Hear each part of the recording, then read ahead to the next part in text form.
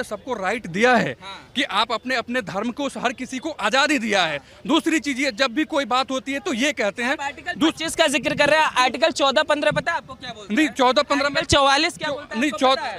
Article सभी भाइयों को राम राम, नमस्कार, सत श्री अकाल। मैं आपका दोस्त अरुण फिर से स्वागत करता हूँ एक नई वीडियो के साथ। और जो आज मैं वीडियो लेके आया हूँ आपके लिए, बहुत ज़बरदस्त वीडियो। ने सबको राइट दिया है कि आप अपने अपने धर्म को, हर किसी को आज़ादी दिया है। दूसरी चीज ये, जब भी कोई बात होती है तो ये कहते हैं आर्टिकल 25 का जिक्र कर रहे हैं, आर्टिकल 14-15 पता है आपको क्या बोलते हैं? नहीं 14-15 में 44 क्या बोलता है नहीं आपको पता है? आर्टिकल सर ये जो यूसीसी का मुद्दा है, पहले कहाँ से हैं और क्या नाम होगा उसके बाद? मैं सवाल भी होते हैं। मैं राजस्थान से हूँ, जोधपुर से। हाँ, क्या शुभ नाम होगा आपका? मेरा डॉक्टर रिहान सुनी। जी, रोहन। जो ये बात कर रहे हैं यूसीसी का मुझे ये बताओ कि मुस्लिम समाज को इससे क्या प्रॉब्लम है। और सबसे सेकंड चीज़, आर्टिकल 44 ये सबको राइट देता है। ये 1947 की बात है कि यूसीसी को लागू किया जाए। आज सिर्फ गोवा के अंदर लागू है।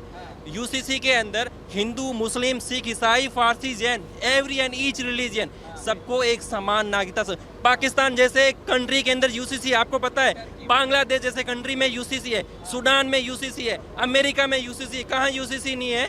आपको यहाँ जो जितनी भी धार्मिक क्षेत्रीय पार्टियाँ हैं पर्टिकुलर, मैं एक चीज़ आपको बोलना चाहता हूँ, ये चीज़ मेरे सारे मुस्लिम भाइयों से मैं रिक्वेस्ट करके बोलता हूँ, 70 सालों से आपका यूज किया है, आपका उपयोग किया, आप क्यों नहीं समझ रहे हो? हिंदू, मुस्लिम, सिख, ईसाई ये किसने किया? आप बीजेपी की बात करते हो, कांग्रेस का पूरा इतिहास उठा के आप देख लो ना, कितने के आपको पता है। आपको पता है कांग्रेस के कितने घोटाले? साइकिल घोटाला, हेलीकॉप्टर घोटाला। अरे ये तो छोड़ो, हमारे सैनिकों को भी खा गए सैनिक। आदर्श घोटाला आप उठा के देख लो। जो मुंबई के अंदर ये अशोक चौहान की सरकार में, सरकार ने वहाँ पे फ्लैट उन विधवाओं, उन सैनिकों, जो सैनिक मर गए युद्ध में, उन लेडीज को आवंटित किए थे, ठीक है। लेकिन आप खा गए, आप वहाँ पे खा गए। कर्नाटक का जो ये मुस्लिम बात कर रहे हैं, उनका वर्क बोर्ड की जमीन खुद ही खा गए कांग्रेस। आप बात कर रहे हो बात यूसीसी कह रहे हैं और भी मुद्दे हैं जमाने में बताने को है। मैं इनसे ये बोलता हूँ, मैं इन सर से यही बोलता हूँ इनसे, ठीक है। ये जो लोग बोल रहे हैं ना, आज राहुल गांधी बोल रहा है कि मोदी चोर है, मोदी चोर है। 1988 का भी गूगल पे सर्च करो, आप जितने लोग यूट्यूब पे डालो 1988 का, जब आपने ये तोपों का घोटाला किया था, तब पटना से पटियाला तक एक ही नारा गूंजा था, गली गली चोर है, राजीव गांधी चोर है। क्यों आज आप मोदी जी चोर बोल रहे हो? जो ये यूसीसी वाला मामला है, इसमें आपको दिक्कत क्या लगी? एक दिक्कत बताइए। मेरे को आप ऐसा सवाल क्यों पूछ रहे हैं कि मेरे को पर्सनल सिर्फ मुझे दिक्कत हो रही है? छोड़ दो यूसीसी को। नहीं, मैं छोड़ने के लिए मैं बिल्कुल नहीं बोला। मैं बोला कि देश में हजारों मुद्दे हैं जिस पे आप नहीं बात कर रहे हो। आप 1 घंटे से यहाँ पे इसी पे क्यों नहीं बात? नहीं, लेटेस्ट बहुत सारे मुद्दे हैं। लेटेस्ट अब प्रॉब्लम यही है डियर, प्रॉब्लम यही है। अभी लोकसभा उस पर चर्चा करना पड़े। देखो मुझे लगता है अभी देखिए, मेरे को ऐसा अभी कह रहे हैं भाई साहब कि आप यूसीसी में ही बात क्यों कर रहे हैं? बेरोजगारी है और भी मुद्दे हैं, सभी मुद्दों की अपनी इम्पोर्टेंस है, इसमें कोई शक नहीं है।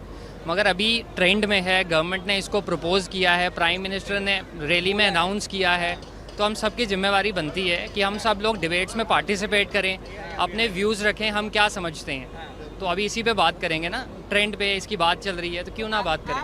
आप क्या समझते हैं? जैसे ओवैसी कह रहे हैं हिंदू कोड बिल लादने की कोशिश हो रही है, मुस्लिम समाज को दबाने की कोशिश हो रही है, हर बार मुसलमान ही क्यों, कभी 3 तलाक, कभी यूसीसी, हर बार मोदी जी को यही हॉबी बन जब गया है। हमारे कॉन्स्टिट्यूशनल फ्रेमवर्क का काम हो रहा था, संवैधानिक निर्माताओं ने जब कॉन्स्टिट्यूशन फ्रेम किया, उस समय एक प्रोविज़न रखा गया आर्टिकल 44 का।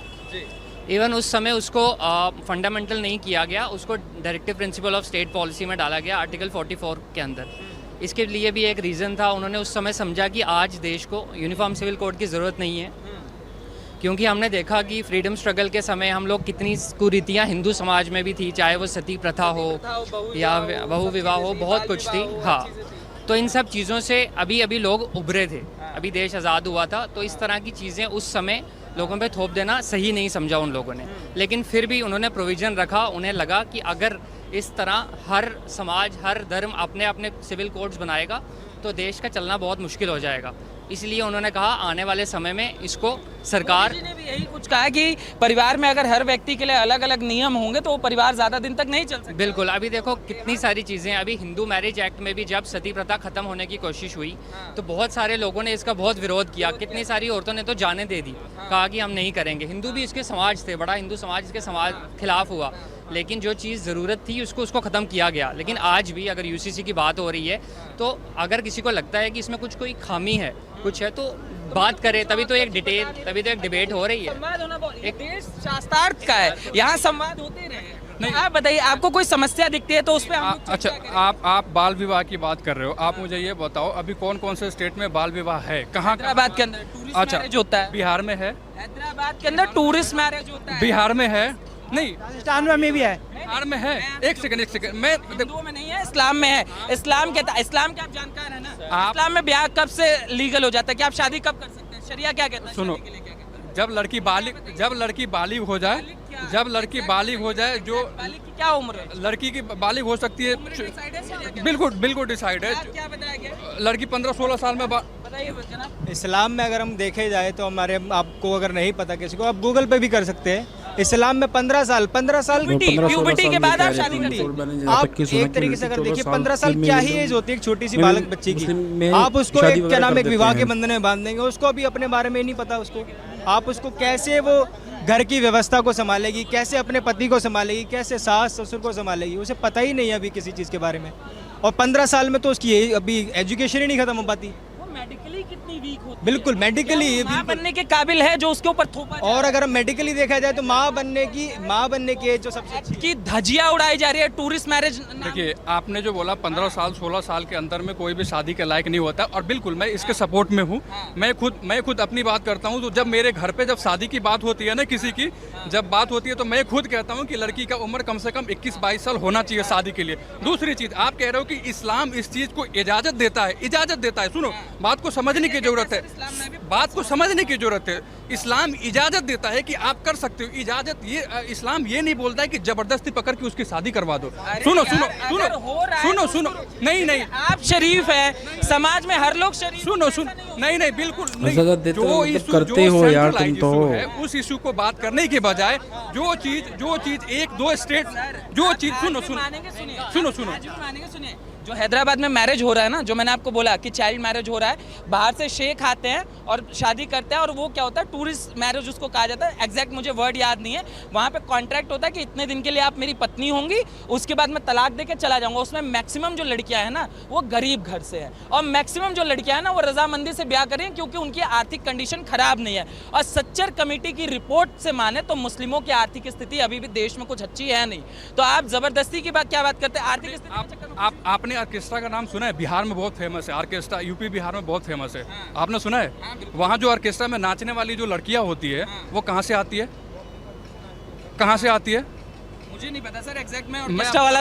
मैं बताता हूँ। वो मैक्सिमम जो लड़कियाँ होती है वो बंगाल से होती हैं। और वो क्यों आती है? गरीबी के कारण। और वो अपने भाई बहन माँ बाप सबकी रजामंद। सुनो, अब बोलने नहीं, आपने जो बोला, आपने नहीं, आपने नहीं, यही तो हमारी प्रॉब्लम है। कोई भी मुद्दा आता है धर्म से जोड़ देते हैं। प्रॉब्लम यही है। मैं बता, आपने हैदराबाद का एग्जांपल दिया, आपने हैदराबाद का एग्जांपल दिया। गरीब होती है, अपनी रजामंदी से जाती है। आपने हैदराबाद का एग्जांपल दिया ना, वही सेम चीज। आप कभी आओ हमारे साथ बिहार। सुनो, पूरी बात तो सुनो यार। आप हमारे साथ, शरिया लॉ है, सुनिए मुझे, मैं आपसे एक बात बताता हूँ। क्या शरिया लॉ क्रिमिनल पे होता है? जो क्रिमिनल लॉ है उस पर शरिया लॉ अप्लाई होता है? मैं आपसे जो पूछ रहा हूँ, या तो ये गलत बोल रहे हैं या तो आप सही बोल रहे हो। नहीं जानता, मैं आपसे पूछ रहा हूँ सर। मैं बहुत जानकार हूँ, इस्लाम को बहुत अच्छे से मैं समझता हूँ, मैंने इस्लाम को बहुत अच्छे से पढ़ा है। मैं आपसे जो पूछ रहा हूँ, क्या क्रिमिनल लॉ शरिया पे अप्लाई होता है? आप डाइवर्ट कर रहे हो। अभी नहीं, क्रिमिनल लॉ आप शरिया एक्सेप्ट करते हैं, क्रिमिनल लॉ पे नहीं एक्सेप्ट करेंगे, मगर पर्सनल लॉ पे। अभी आपने एक सेकंड, अभी आप नहीं, मैं जब रिलेट कर रहा हूँ, आपने अभी हैदराबाद का एग्जांपल दिया, और आपने खुद बोला, सुनो आपने खुद बोला कि लड़कियां अपनी रजामंदी से जाती है, गरीबी की वजह से जाती है। आप कभी मेरे साथ इशू, जब मोदी जी को, आप लोगों को, पूरी जनता को प्रॉब्लम है और मैं खिलाफ, मैं साथ में हूँ। अगर आप इस चीज पे मुद्दा उठाना चाहते हो तो आप सारी प्रॉब्लम को देखो। जो बंगाल से लड़कियां बिहार यूपी में नाचने के लिए आती है ना, सुनिए, अगर वो हिंदू है तो वो 15 साल में शादी नहीं कर सकती। नहीं, कानून है, पॉक्सो एक्ट लगेगा। वो शादी नहीं कर सकती, वो मुसलमान है तो पॉक्सो एक्ट नहीं, वो शादी नहीं, वो शादी नहीं कर सकती। लेकिन जो उसके साथ हो रहा है, जो उसका कंडीशन है, उसका जिम्मेदार कौन है? डाइवर्ट कर रहे हैं। एक समाज की महिलाओं को जिंदगी भर से अधिकार नहीं मिला यार, आप मजाक समझ रहे हैं। शादी अधिकार की बात कर रहे हो आप? कौन सी बताइए? देखिए, शादी है ना, अगर 15 साल की बच्चे की शादी करवाओगे ना, उसकी ज़िंदगी बर्बाद हो जाएगी। और शादी और नाचने में ज़मीन आसमान का फ़र्क है। लास्ट दो लाइनें। जब हमारे देश में सीए आया था, इन्हीं राजनीति पार्टियों ने मुसलमानों को कितना बगलाया था। दंगे हुए, हजारों लोग मारे गए। हिंदू मुस्लिम कितने लोग मरे, कितने के घर उजड़े। सेकंड चीज़, मैं एक ही एग्जांपल दे रहा हूँ। हम सब भारतीय, ये भाई भी भारतीय, मैं भी भारतीय, ये हमारा घर है, हम दोनों भाई है। हमारे ऊपर एक कानून होगा। तुम्हारे लिए अगर तुम्हारा कानून अलग, मेरा कानून अलग, हम एक घर में नहीं टिक पाएंगे। ये हमारा घर है, हमारे ऊपर कानून एक होगा, चाहे वो आपकी बहन हो चाहे मेरी बहन हो। ठीक है, मैं कभी नहीं चाहूँगा कि मैं मेरी सिस्टर की शादी ऐसे लड़के के साथ में करूँ जो 4-5 ऑलरेडी शादियाँ कर दे। मैं चाहूँगा नहीं। पहले महिलाओं को अधिकार नहीं था, आज महिलाओं को बाप की और उसके फादर की प्रॉपर्टी में उतना ही हिस्सा मिल रहा है। ये महिला सशक्तिकरण की जो कांग्रेस बड़का बोलती है ना, ये उन्हीं की बात हो रही है। जब महिलाओं की सशक्तिकरण की बात आती है तब तुम लोग ऑपोजिट होते हो। एक्चुअली इन लोगों ने माइंड सेट, इनको पता है कि इतने हमारे मुस्लिम के वोट है। अब ये लोग क्या करते हैं, इनका माइंड इतना डाइवर्ट कर देते हैं इन चीज़ों में ना, इनको सिर्फ वोट बैंक दिखती है। वोट बैंक के अलावा इसमें कुछ भी नहीं है। यही लास्ट एग्जाम्पल है। ये हमारा एक, देखो अभी क्या है ना, एक प्रोविजन आप है, पूरी वीडियो देखो फिर बात करते हैं इस बारे में हम। सिविल मैटर्स में ही, जैसे हमारे पास अडॉप्शन के, इनहेरिटेंस के, प्रॉपर्टी के राइट्स आते हैं। इसमें एक प्रोविज़न है कि स्पेशली ये मुस्लिम समाज में है, जब एक लड़की की शादी होती है तो उसके बाद डिवोर्स के बाद जो मतलब दूसरे घर में वो जब जाती है तो प्रॉपर्टी के राइट्स उसको नहीं मिलते। ये चीज़ यूनिफॉर्म सिविल कोड के बाद सही होगी और ये मतलब सही मायने पे वुमेन्स एम्पावरमेंट इसको कह सकते हैं, महिला सशक्तिकरण कहेंगे। तो मतलब अगर कुछ चीज़ें ख़राब हैं तो हमें खुल के आना चाहिए कि नहीं ये चीज़ गलत है, यूनिफॉर्म सिविल कोड में ऐसा नहीं होना चाहिए। लेकिन इस तरह की चीज़ें जो सही हैं उन्हें सही भी कहना चाहिए। डिस्कशन का मुद्दा है, आप उस समाज से आते हैं जिसने उन चीज़ों को अभी जैसे भाई साहब ने बोला है कि जो भी महिला का तलाक होता है उनके ऊपर कोई राइट्स नहीं होता है, उनको कुछ हिस्सा हक नहीं दिया जाता है। अभी ये एक भाई साहब ने बोला है कि अगर लड़कियों को हिस्सा नहीं मिलता जायदाद से, सिर्फ लड़कों को मिलता है। तो मैं आपको यहाँ पे क्लियर करना चाहता हूँ, अभी हमारी जानकारी को कंप्लीट करने की ज़रूरत है। जो भी मैं भी एक मुस्लिम समाज से हूँ, अगर मैं बेटा हूँ तो मेरे घर में स्पेशली मेरे को जितना हक है, मेरे को जितना राइट है, मेरे को जितना हिस्सा है ना, उससे कहीं ज़्यादा मेरी बहन को है। और ऐसा नहीं है ये जो नहीं मैं आप कोड अनकोड कीजिए, आप कहाँ से नहीं किससे नहीं मैं लीगल की बात कर रहा हूँ। इस्लाम में कहीं भी किसी चीज के लिए कोई जबरदस्ती नहीं है, किसी भी चीज के लिए कोई जबरदस्ती नहीं है। इस्लाम सुनो, इस्लाम आ जाता है तो आपत्ति क्या है? सुनो, अगर आ जाता है तो आपत्ति सुनो, अगर सब चीज बढ़िया है सुनो, इस्लाम धर्म को जानने समझने की जरूरत है। इस्लाम मोहब्बत का पैगाम है। इसका एग्जाम्पल मैं आपको देता हूँ। आप किसी भी मस्जिद में उठा के चले जाओ, किसी भी मस्जिद में उठा के चले जाओ, चाहे वो देश का या किसी भी चीज़ का कितना बड़ा भी आदमी है, जहाँ पे खड़ा हो के वो नमाज पढ़ रहा है, उसके बाजू में एक रिक्शा वाला भी है, वो भी नमाज पढ़ेगा। सुन्नी एक साथ नमाज पढ़ते हैं, सारे लोग एक साथ नमाज पढ़ते हैं। मैं बता रहा हूँ, सुनो जहाँ तक इसने महिला, आप मंदिर में चले जाओ, वही जहाँ तक मंदिर में चले जाओ। कुछ नहीं है भैया। आप अभी मेरे भाई एक सवाल कर लूँ मैं आपसे, इसका ये जो भाईजान बोल रहे हैं ना कि उनका महिला जो 3 तलाक होता है तो उनका सारा जो है महिला से ज़्यादा, पुरुष से ज़्यादा महिला को मिलता है, ऐसा कुछ नहीं है। सुनो, मैं उनका नियम बता रहा हूँ। अरे मैं नियम बता रहा हूँ उसका राइट भी नहीं है। ओनली फॉर, जब वो उसने तलाक बोला ना 3 महीने तक, बस ओनली फॉर 3 months। 4 महीने होता है वहाँ ओनली फॉर 3 months के लिए होता है। उसके बाद सर उसके बाद उस महिला को 4 महीने 10 दिन देखो भाई जानता है बहुत अच्छे से। उसके बाद तलाक के बाद ओनली फॉर 3 months वो भी महिला राइट्स करती है तब जब वो महिला को दबाव बनाया जाता है तो वो भी राइट्स नहीं करती है। और उसके बाद उस महिला के साथ इतना जातीय होता है, भाई का भाईजान का भी बहन है, इसके साथ भी कोई वो है। मैंने ये इस नज़र से देखे भाईजान, मैं ही कह रहा हूँ एक महिला के नज़र से देखो उस महिला पे क्या बीतती है। शादी करा बच्चे पैदा किए भाई साहब, बच्चे पलवाए, अपने खाना बनवा के खाया और 5-10 साल बाद उसको तलाक दे के भगा दिया। यार ये क्या इंसानियत है, एग्जाम्पल है क्या इंसानियत है ये देश की। 5 बच्चे थे शाहबानों के और उनको निकाल सिर्फ और सिर्फ जमा। लेकिन मुझे रोना आ रहा है कि उस महिला पे उस क्या बीतती होगी, उस बाप पे क्या बीतता होगा जिस बेटी ने शादी किया, उस भाई पे क्या बीतता होगा ये भाई साहब कि तलाक दे के वो कोई मशीन थोड़ी नहीं है यार, अपनी अयासी का मशीन थोड़ी नहीं है। इस वीडियो को हम तो करते हैं यहीं पे खत्म। और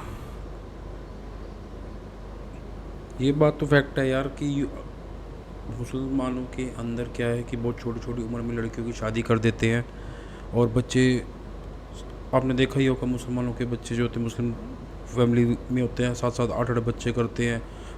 कुछ पढ़ते हैं, 99% तो मैंने देखा कि वो पढ़ते ही नहीं हैं, उनको छोटी उम्र में काम वगैरह में लगा देते हैं और वो फिर कहते हैं कि हमें कुछ मिलता नहीं है। जब एक बार बताओ, आप इतने बड़ा परिवार कर लोगे, कमाने वाला एक होगा तो वो सबका पेट कैसे भर लेगा।